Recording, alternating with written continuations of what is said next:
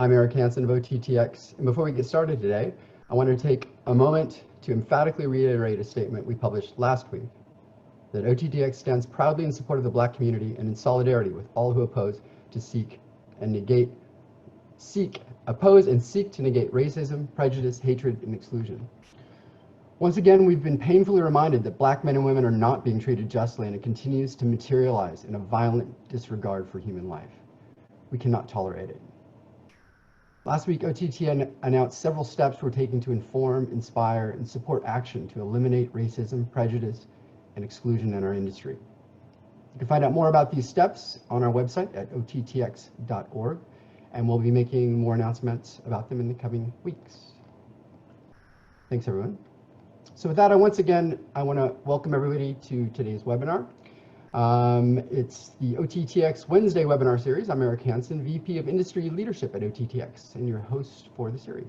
On behalf of the team at OTT.X, I want to thank everyone for joining us this morning to the series where we bring you insightful, thought-provoking presentations across a broad spectrum of OTT-related topics from thought leaders across our industry.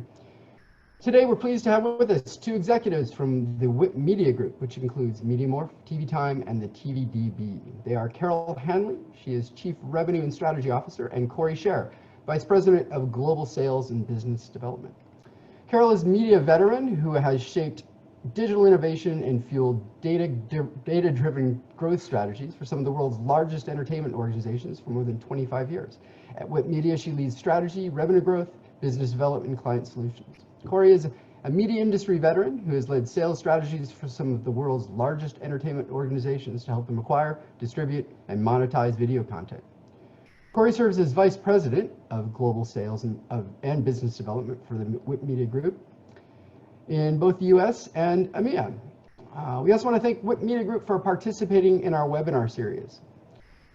WIP have been great supporters of OTT.X, supporting many of our events, and as active members in discussion groups and working groups, including those developing industry best practices and standards in the digital supply chain. I know we're all looking forward to Carol and Cory's talk today entitled The Streaming Wars, Engaging the Connected Consumer. So with that, I'll turn it over to Carol and Cory of WIP Media Group. Welcome. Thank you. We are very glad to be here. I noticed that when you hit my 25 years in the industry, you sort of stumbled a little bit, and I want you to know it also chokes me up when I have to say 25 years in the industry. 25 years, think about that, yeah. It's crazy. I'm going to go ahead and share. You must have started when you were 12, right? Right, yeah, exactly. So let's see. My goodness. What? We lost our.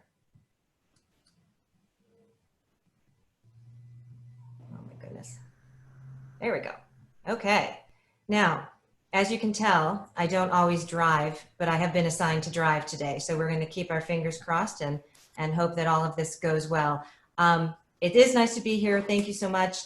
I thought before we sort of jump fully into the streaming wars, I would just give a brief overview of WIP Media and the three core assets that we do have, because they have been quite purposefully brought together to address the content chaos that is existing today as a result of the streaming wars. So first, MediaMorph. MediaMorph is a financial tracking system that looks at the outcomes of your licensing decisions on television and movies around the globe. It automates media asset order management and streamlines among many, many different processes that are associated with content licensing.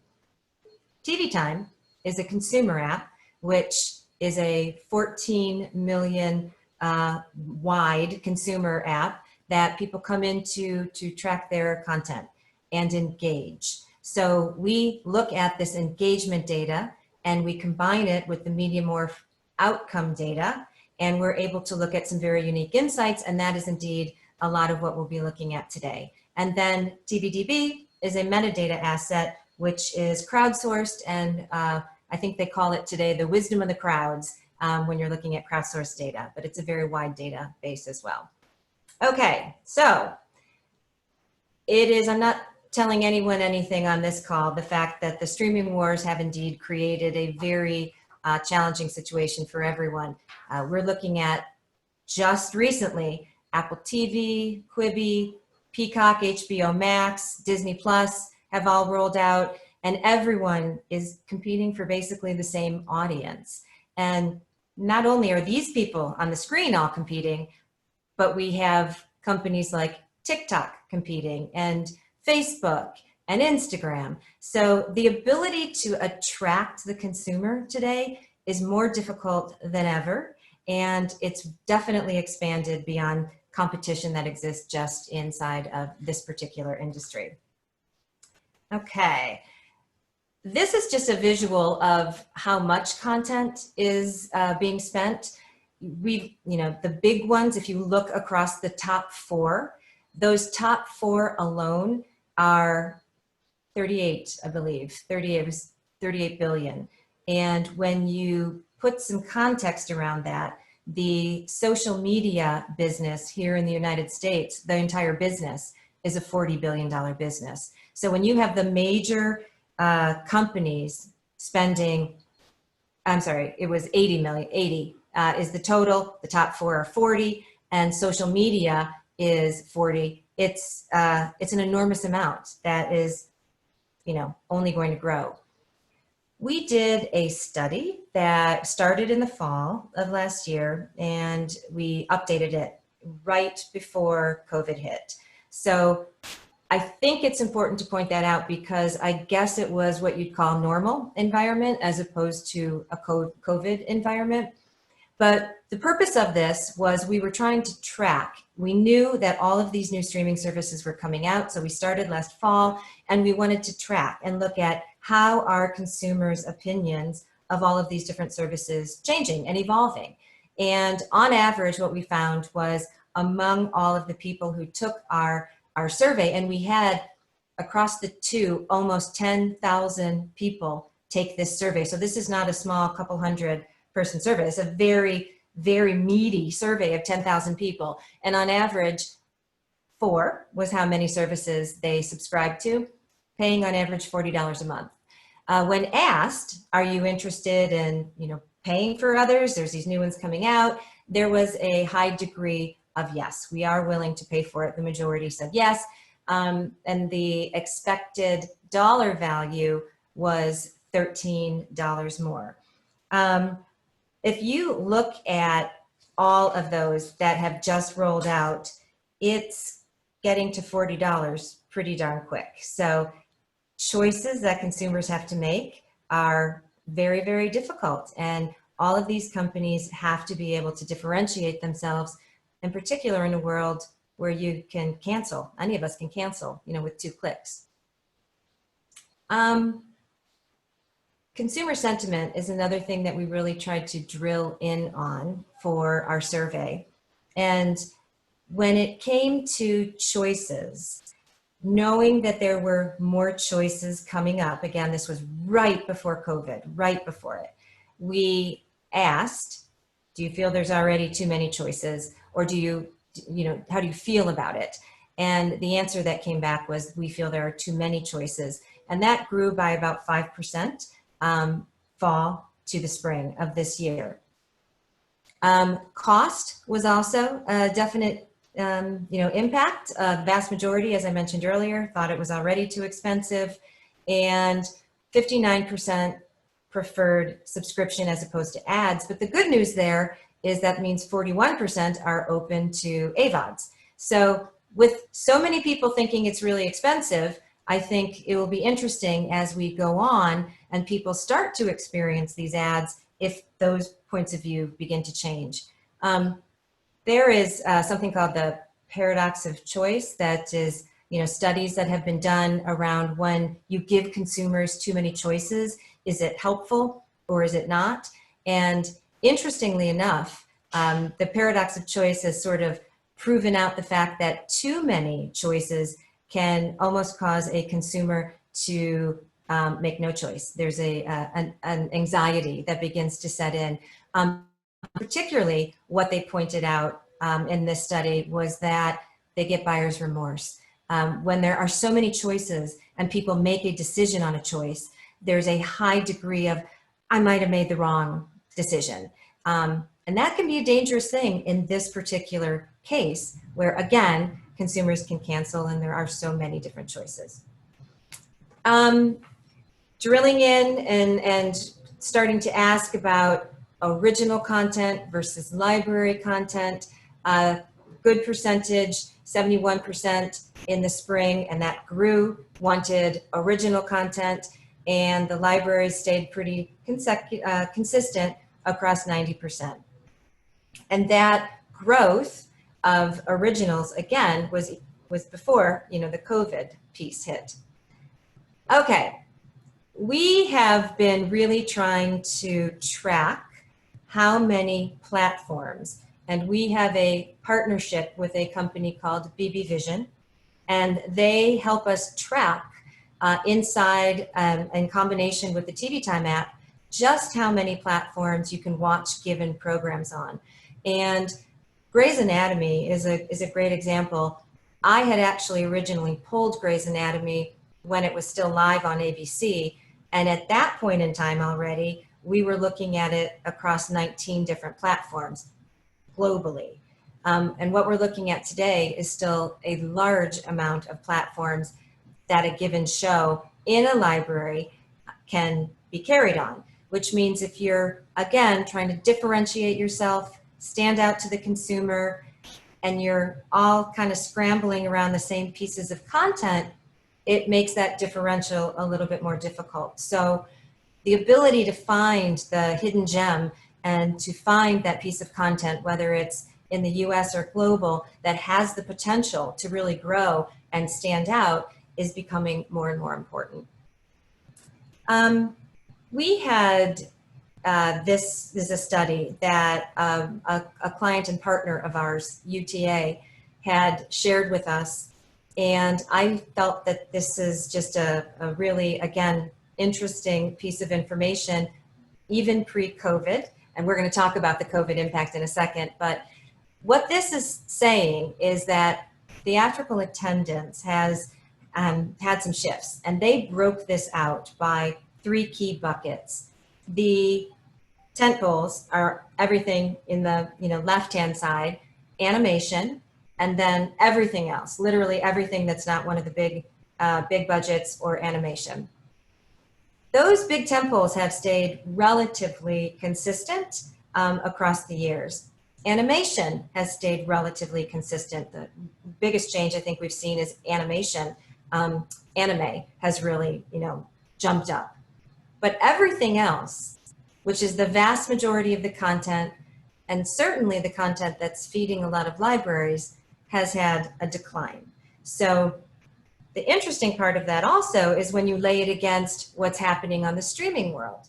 So back in 2015, there were only 3 feature-length films across the 3 majors. It was Netflix, Amazon, and Hulu. And fast forward to 2019, and there's 88.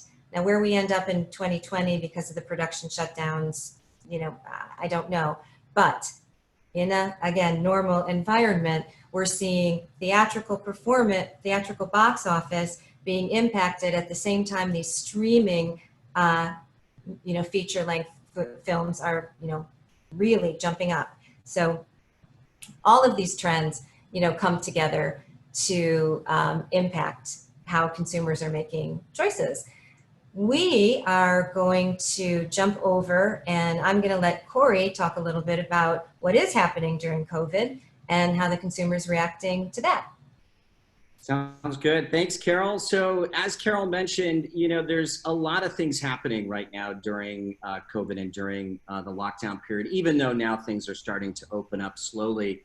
But what we want to do is take you through some additional studies that we've done based on when COVID started, and look at both content from a streaming television perspective as well as binge watching. And then we'll share some data with you on movies to continue that theme that Carol just mentioned as well.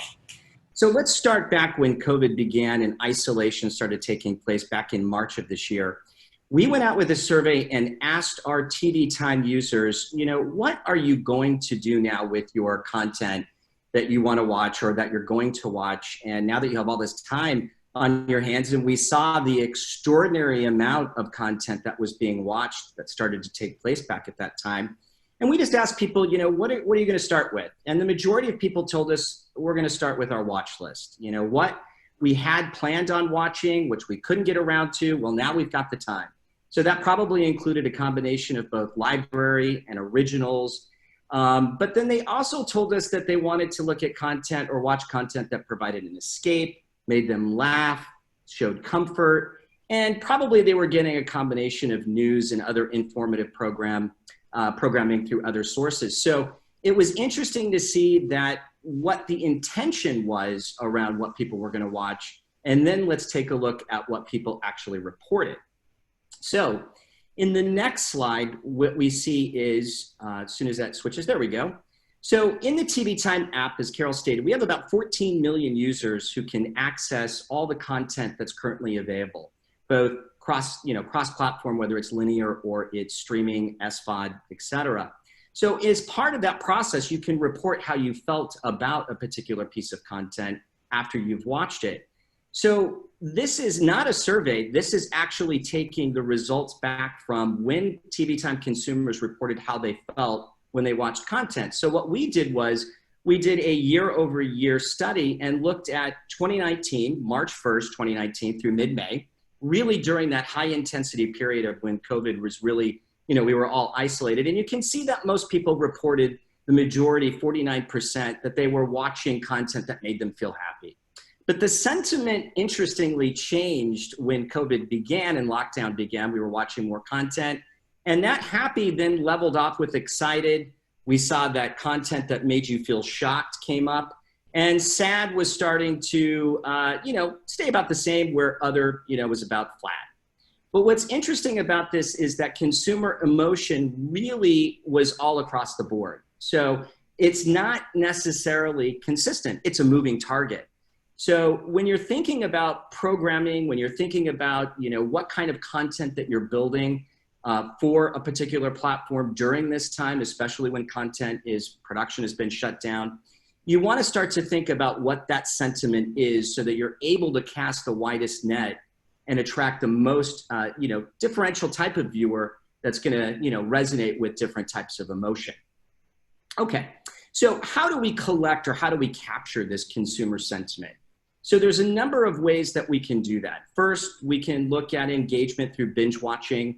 And in the TV Time user base, what we think of as a binge watcher is someone who's watched at least 4 or more episodes of a particular piece of content in a 24-hour period. We can also look at what are people most excited about through anticipation. So that could be a piece of content that has not yet aired, like The Mandalorian before it came out, or it could be a returning season of Stranger Things. So we can see what that follower growth looks like through anticipation and be able to determine, what is the excitement around particular pieces of content. Then shows on the rise look at the differentials between week-to-week growth of that content. And then we can also look at custom surveys, as you've seen throughout some of the slides so far. Want to make a note that the 3 reports, binge report, anticipation, and show on the rise, are made available as a syndicated report at no cost. And if you're interested in those reports, reach out to us after the presentation. We'll be happy to sign you up. But let's continue on with the theme of sentiment, and let's dive a little bit deeper into binge watching. So again, a binger is someone who watches 4 or more episodes of a particular piece of content within a 24-hour period. And if you look at Netflix and other platforms, typically 2 or more episodes would be considered a binge watcher. So we're a little bit more conservative when we look at our binge watchers. But what we tried to do here was illustrate, really pre and post-COVID, how binge watching differentiated between the generations. So when you look at generations like, let's start with Gen Z, which really is a range when we look at Gen Z between 13 and 24-year-olds, you can see that the content really didn't shift of what they were binge watching pre and post-COVID. So for example, you see that their library consisted primarily of, a mixture of library content or catalog content, some originals, but also, across the board, the sentiment really, was about comedy, or it could have been sci-fi, could have been horror. There really wasn't a differential there. And that's probably because, especially when you look at the younger side of those equations with Gen Z, they were probably not as involved in watching the news. They probably weren't as emotionally impacted. For many at that age, it was probably, and I'm not talking about the 24-year-olds, I'm talking about the early teens, it was time off from school. We really didn't know what was going to happen, so they just watched what they would have normally watched. But the shifts that were interesting were the millennials and the Gen Xers. That's where we definitely saw differences between pre and post-COVID, where you can see that the majority of content watched was original content. We saw, of course, it wasn't just Netflix. In this particular screenshot, it is a lot of Netflix, but it's a lot of majority of original content. It's a lot, again, of drama, horror, sci-fi, pre-COVID, with a little bit of a mixture of library content. But then when you look at it post-COVID, that's where we see a change in sentiment. We see that there's less originals that are being watched. Maybe some of those originals had already been watched, prior, but nonetheless, it is a lot of library content, and the sentiment shifts from more of that drama, horror, sci-fi to more comedy and more comforting type programming that I think people were starting to realize that, this could go on for a while. I want to be comforted. I want to watch something that makes me feel happy. So again, when you look at content and really building a platform, trying to figure out what to bring back when originals are shut down, the binge watcher is key, because those are the people that are going to sit down, obviously, and watch multiple episodes of a particular series. So you want to make sure that you're talking to the right audience and providing the right mixture of content, that is definitely across the board when it comes to sentiment. And that's something here that is really, really interesting that we've illustrated from that standpoint. Now, we've talked a lot about television, and we showed you a few captures regarding film before we got into the sentiment slides that we've just seen. So this is really hot off the press. With the studios being impacted along with the movie theaters, I think it was reported in the Hollywood Reporter recently, it was about a $5 billion loss that was being projected between studios and between the movie theaters. AMC, for example, is looking to potentially file for bankruptcy or potentially being bought. So there's a lot of changes that are happening within the theatrical world, and we wanted to know, because there has to be a shift, you have to be able to figure out, if you're a studio, do I release that content on video on demand? Would people, or are people, purchasing the approximately 23 films that are now being made available on VOD that would have been released in the theaters? So we asked our TV Time users, because we also capture film in our data, that with the offer of $20 to sit home in your privacy of your own living room, not spending $80 for a family of 4, let's say, with popcorn and parking and everything, would you watch this in lockdown?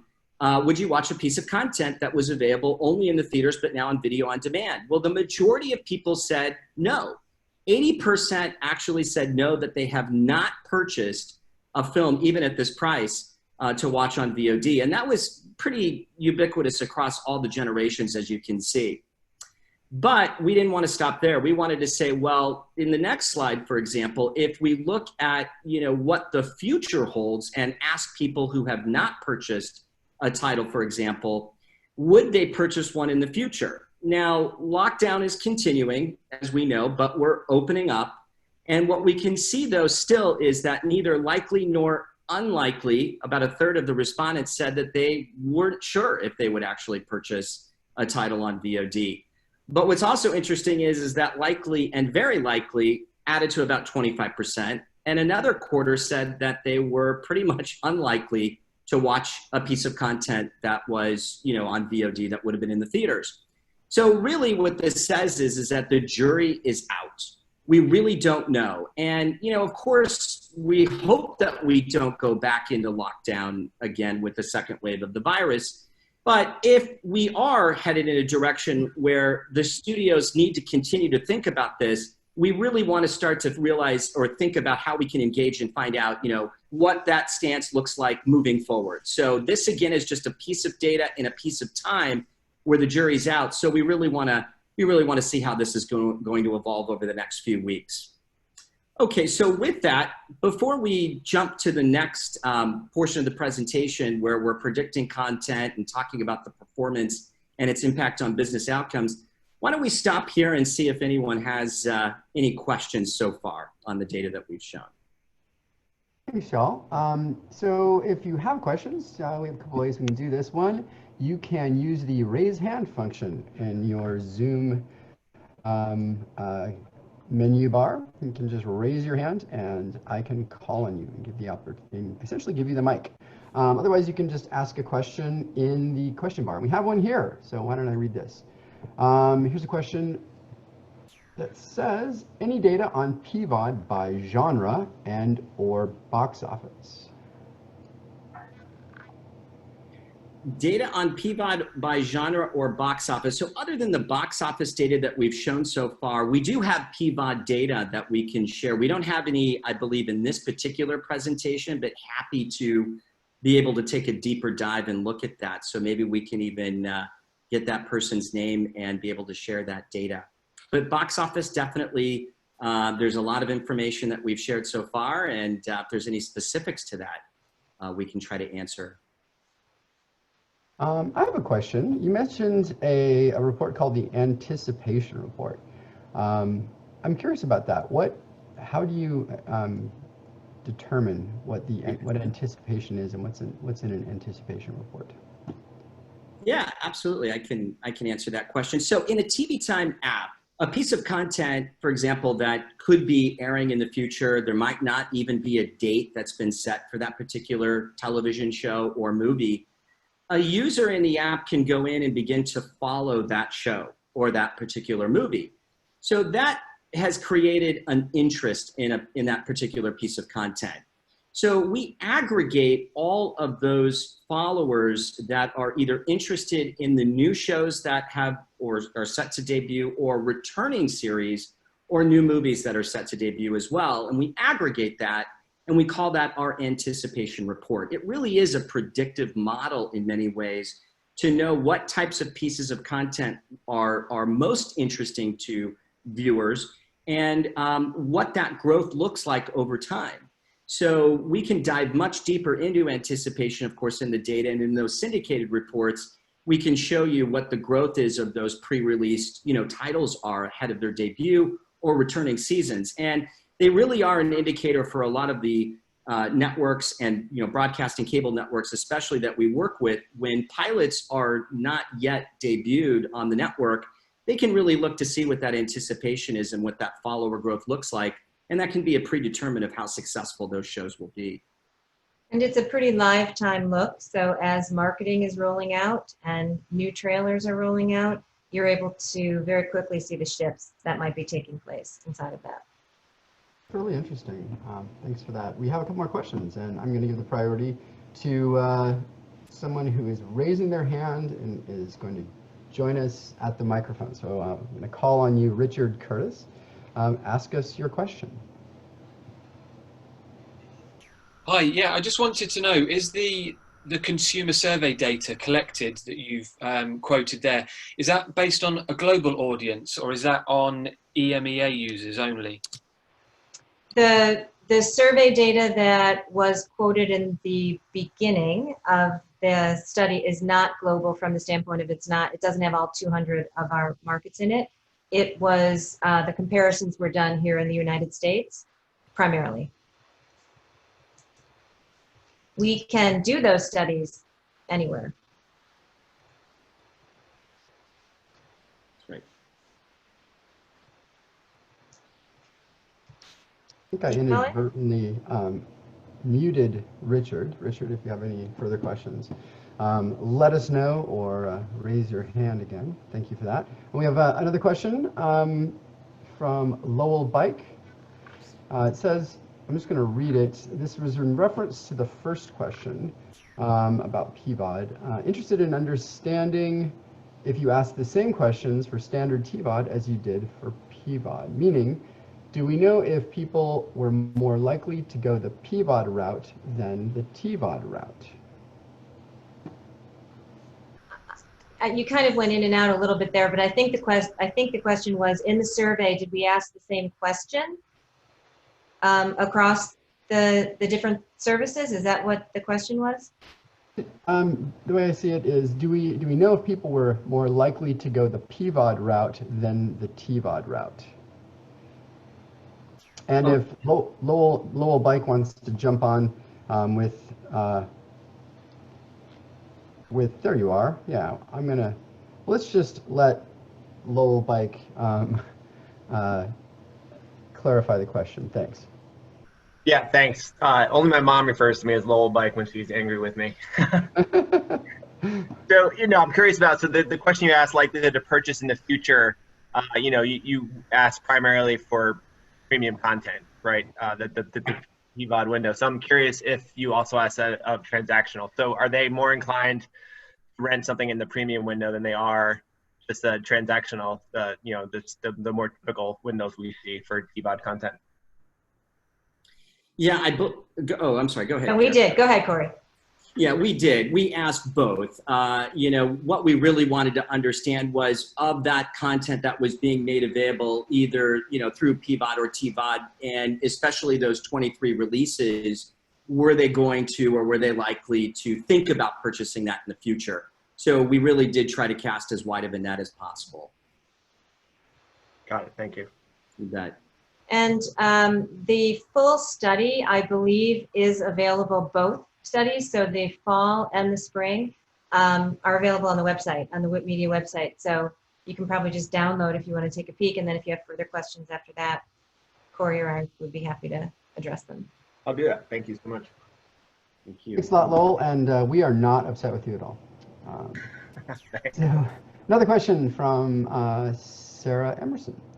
And that is, what's the mechanism for the follow feature that Cory mentioned? What website/app? Oh, sure. I can answer that. So that is based on the TV Time app. So the TV Time app is a free app that you can download either on iOS or on Google, or Android, I should say. And that is where you track your content based on the content that you're watching or the content that you're interested in watching. You also give your reactions. So the sentiment data, the engagement data that we're sharing with you today comes from the TV Time app, where we have about 14 million users across 100+ countries around the globe. So it is the biggest app in the world of its kind for TV tracking. So followers in the app, when you go into a TV show, we have about 230,000 pieces of content, library content, cross-platform, new content, movies in the database. So when I follow a show, that means I've expressed interest in it. And then you can track a show. So we do differentiate trackers from followers. So I think, to answer your question, if I see a particular show that I'm interested in or a movie, I can begin to follow it before its debut, whether it's a new release or a returning show. And that's all, again, done through the TV Time app. And that is actually done all the way down to the episode level. So you don't have to just look at the program performance, but you can look to see if there were ebbs and flows by episode. Super cool. That's really interesting. Great questions, everyone. Keep going, Eric. Any other questions before we get going? I don't see any. So with that, I want to invite you all oh, we do have one more. Do you have time for one more here? Let's talk to to Taylor Spencer. Hey, I was just curious if you guys could expand a little bit more on that. I was just curious. I just wrote a little note here. Just if you could explain a little bit more about the track versus follow. Curious how you guys differentiate that. Sure. Yeah, no, that's a good question, Taylor. So when you're following a show in the app, all you've done is you've said, I'm interested in that show, by checking that and putting it into your library. And the reason why people do that in the app is to, of course, get reminders of when that show is going to debut. So we'll send out a push notification, let's say, on a particular show, and it will say, hey, don't forget that show begins next week or in 24 hours or starts in an hour. Now, a tracker of a show is someone who has actually gone in and reported that they've watched at least one episode of that particular show. Or if it's a movie, that they've actually watched the movie. So that's why we differentiate trackers from followers. Followers are people who've said, I'm interested in that piece of content. Trackers are people who've said, I've actually watched at least one episode of it.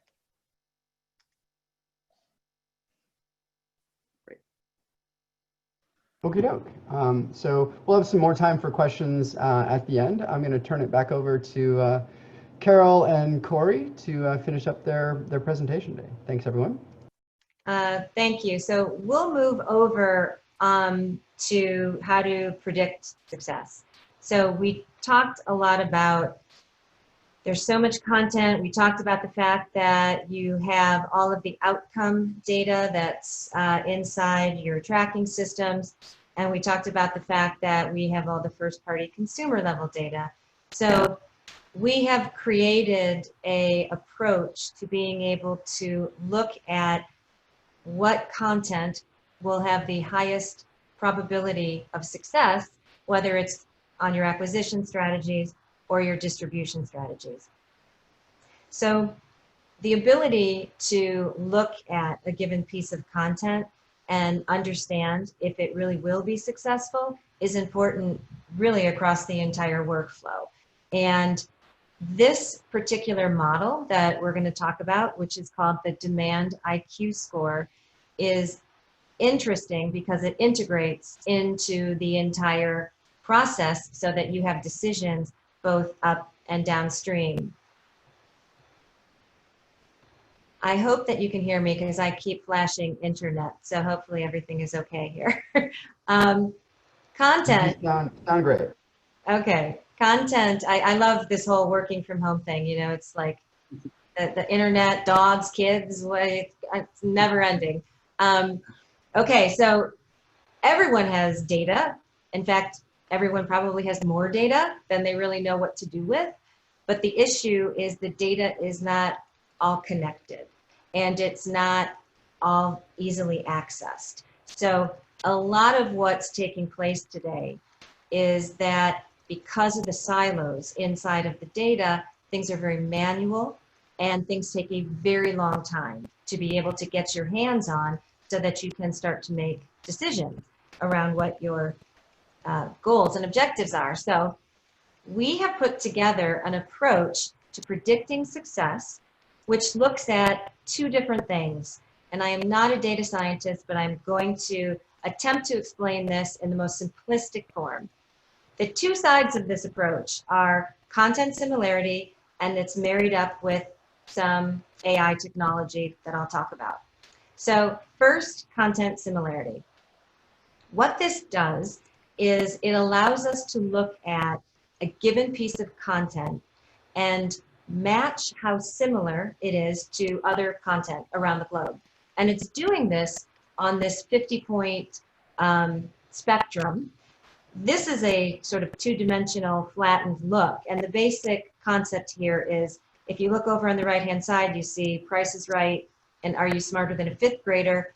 And they are clumped together, which means they're similar. On the other hand, The Price is Right and One Piece, which is on the very top, have a further spatial relationship across this 50-point matrix, and therefore they are less similar. This is a slight nuance, but I do want to point out, this is not measuring the audience. This is very specifically measuring the content, and the content as it relates across multiple different dynamics on this 50-point scale to be able to bring it together and understand if the content, not the audience, but the content. Because if you have similar content, then you should attract similar levels of audience.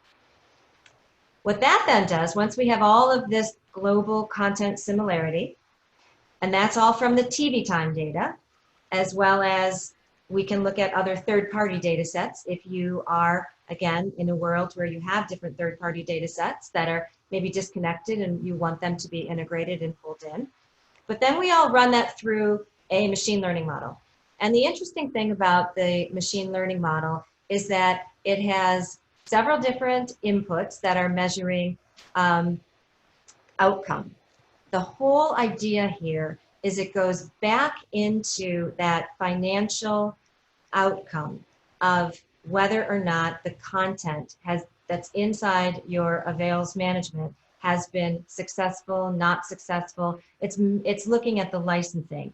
And then it's predicting the outcome by matching that machine learning up with the content similarity model.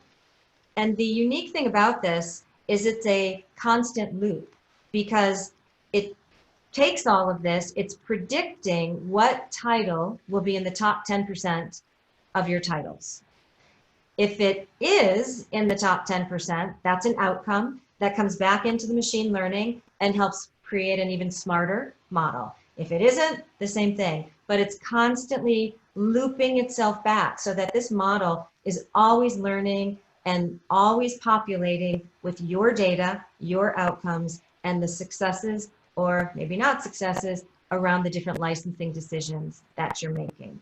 So that's how we have begun to approach. This is called the Demand IQ score. And again, we really are trying to help the fact that there is so much content today, and everyone is searching for that piece of content that's going to make them stand out. And it's a very difficult decision, and it's often done on gut and history. So we want to help augment that gut by giving you some very concrete data that helps you make decisions. On the left-hand side, this is just a depiction of the fact that this is looking at whether it's the TV time data or your actuals or some other third-party data, running it through the model, and outcoming a demand score for whether or not it will be in the top 10%. So we really believe that this is a unique way to look at how content success is going to sort of play out. This was a use case that we looked at a client's data, and we it's all masked and we can't talk about any of that. But what we looked at is whether or not traditional methods versus the demand score were able to predict what % of the titles ended up in the top 10%. And when you look at it across some traditional methods, like ratings or box office, or it being recently released, the demand score very much outperformed the ability to predict what % of the titles were in the top 10% in the given period that the model had for the input. So, IMDb ratings, or any ratings for that matter, are not always a good predictor of where if a piece of content will be successful, because ratings oftentimes tend to be a reflection of people's perhaps aspirational self as opposed to real viewing.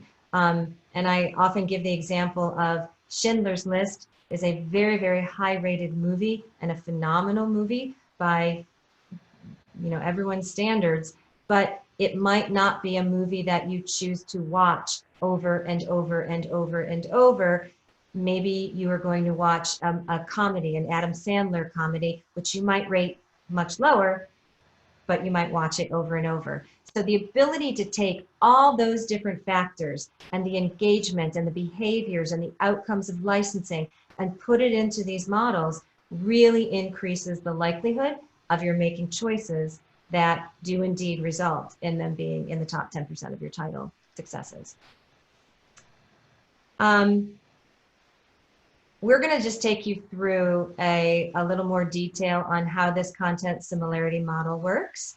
And this is a case study that looks at You versus Dirty John.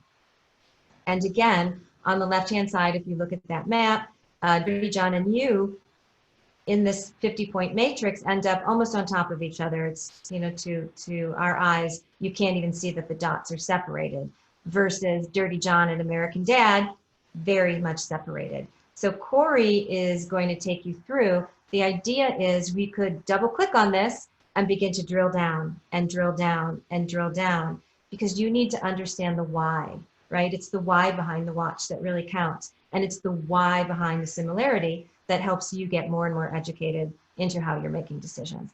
So Cory, I will let you take it from here.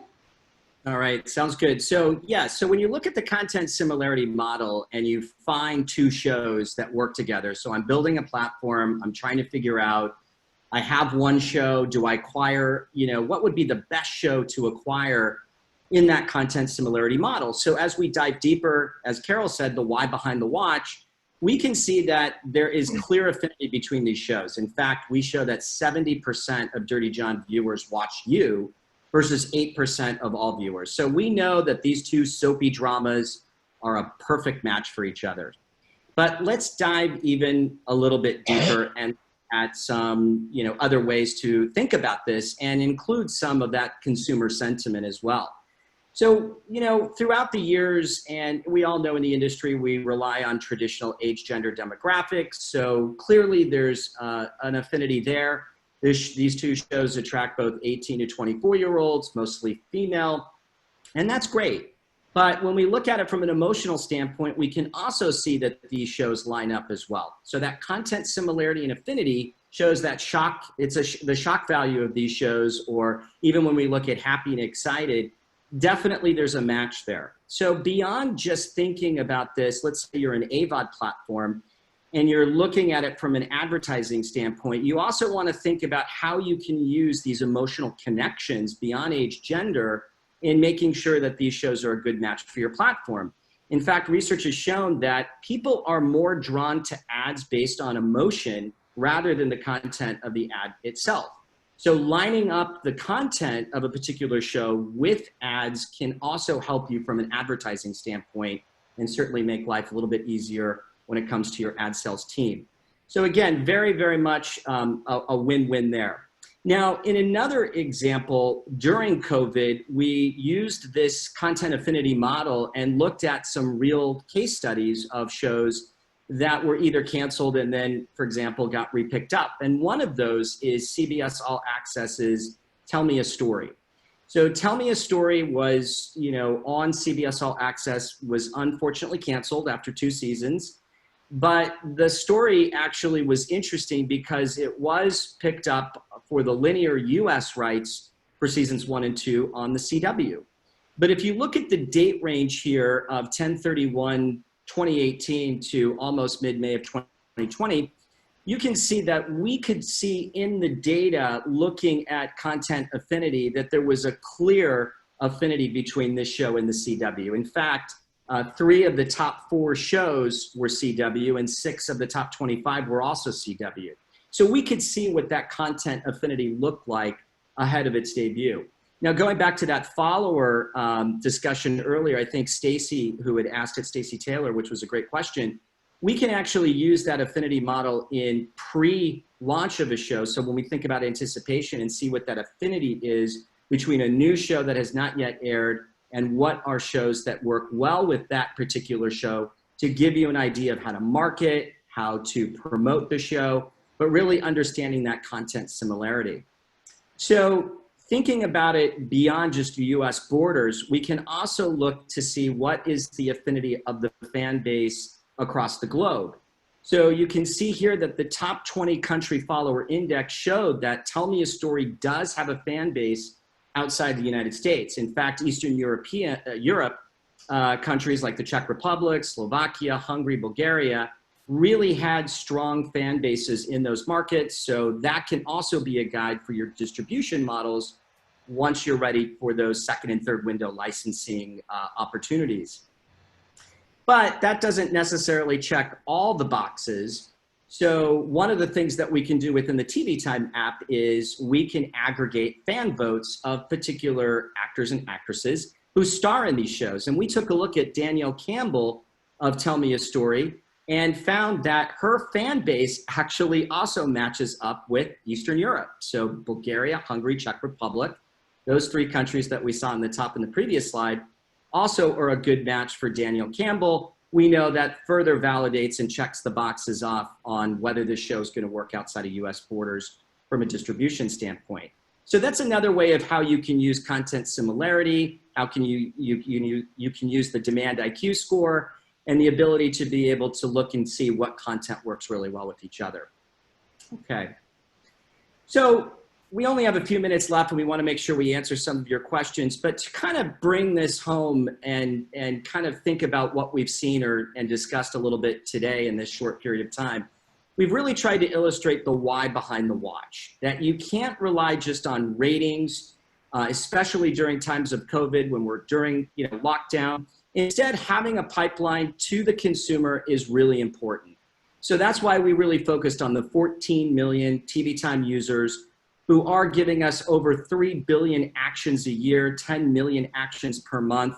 And we're focusing on not just, again, the number of viewers or the volume of viewers, but really what is their emotional connection to the show? What's their sentiment? What's their engagement, the binge rate? And then we coupled that with surveys to be able to really go deeper and ask customized questions. So first and foremost, we hope that this was an informative and educating, 45 minutes of your time. And we'll stop here and see if there's any further questions. Thank you. Thanks, both of you. Great presentation. Super interesting. We're going to go back to questions. So if you have a question, by all means, raise your hand. And if you're too bashful to talk, you can go ahead and type it into the Q&A screen as well.